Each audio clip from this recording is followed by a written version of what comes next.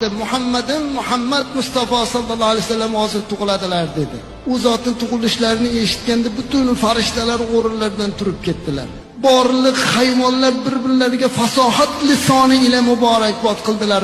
Oxir zamon rasuli dunyoga kelyapti deb hammaga xabar ketdi. Inson eshitmadi xolos.